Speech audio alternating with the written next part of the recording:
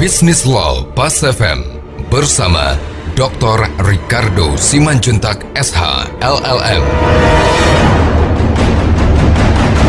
Mitra Bisnis Pas FM, hari ini kita akan membahas satu topik yang cukup menarik yang saat ini banyak menjadi perbincangan di media, yaitu tentang bagaimana seharusnya tindakan yang dilakukan dalam menghadapi perusahaan asuransi yang gagal dalam melakukan aktivitas bisnisnya.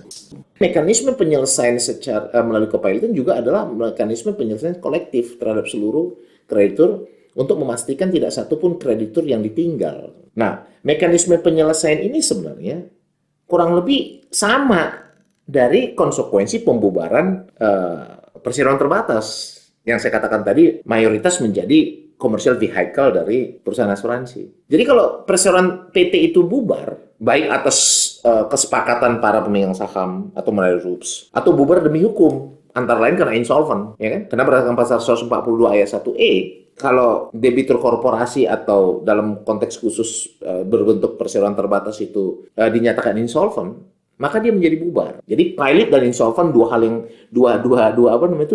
terminologi yang berbeda di Indonesia.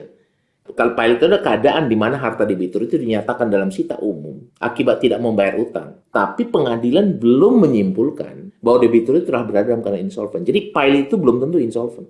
Itu alasannya kenapa kepada debitur pilot diberikan kesempatan untuk mengajukan permohonan itu perdamaian, baik melalui cash settlement pada nilai yang disepakati, atau juga melalui restrukturisasi juga. Kalau debitur yang dinyatakan pilot itu tidak mengajukan permohonan proposal perdamaian atau proposal perdamaian ditolak oleh majority kreditur, baru dikatakan insolvent. Jadi tidak otomatis debitur yang dinyatakan pilot berdasarkan pasal 2 ayat 1 Undang-Undang Kepilotan itu menjadi insolvent, tidak. Itu yang disebut dengan presumption of insolvency. Jadi peletakan pilot dengan asumsi bahwa debitur itu insolvent. Dan insolvent tadi hanya akan dikuatkan berdasarkan pasal 178 Undang-Undang Kepilotan kalau ternyata setelah dinyatakan pilot, debitur tadi tidak mengajukan usulan perdamaian atau usulan perdamaian diajukan itu ditolak oleh majority kreditor.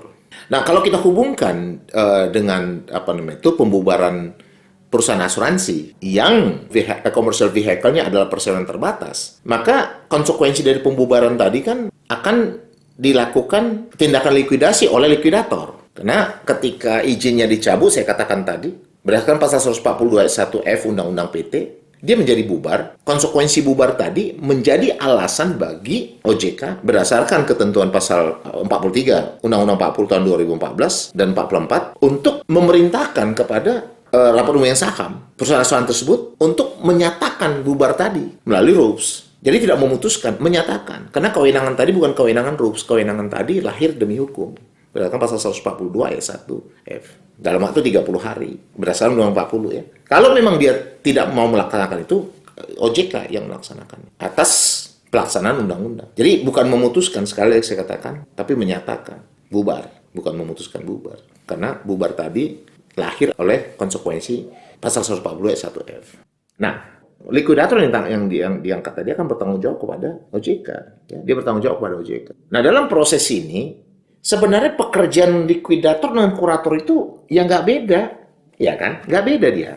Karena kalau kita lihat ya, di pasal 45, tim likuidasi itu berwenang mewakili kepentingan perusahaan dalam bubar. Dan juga dia melakukan tindakan-tindakan dan seluruh pemegang saham maupun direksi itu tidak bisa lagi melakukan kegiatan karena telah diambil alih oleh likuidator sebagai pihak yang mempunyai kewenangan mewakili kepentingan dari perusahaan bubar, dalam konteks ini perseroan terbatas bubar, untuk melakukan pengurusan dan pemberesan harta pilot. Jadi likuidator ya bisa melakukan langkah untuk memaksa pihak-pihak ketiga yang melakukan penyembunyian terhadap aset-aset debitur atau perusahaan asuransi yang bubar berada di dalam kewenangan likuidasinya untuk menyerahkan atau mengembalikan aset dan atau mungkin bahkan dia bisa melakukan analisis sebagai dasar kenapa perusahaan tadi yang bubar tadi itu hartanya pada tidak ada, sehingga dia juga mempunyai potensi untuk bisa melakukan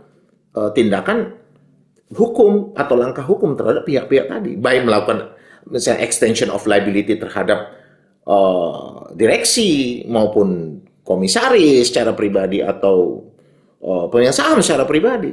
Ya, karena kalau kita lihat kan pada ketentuan 97 kalau memang undang-undang PT kalau direksi melakukan tindakan di luar kewenangan itu kan akan berubah menjadi pertanggungjawaban pribadi.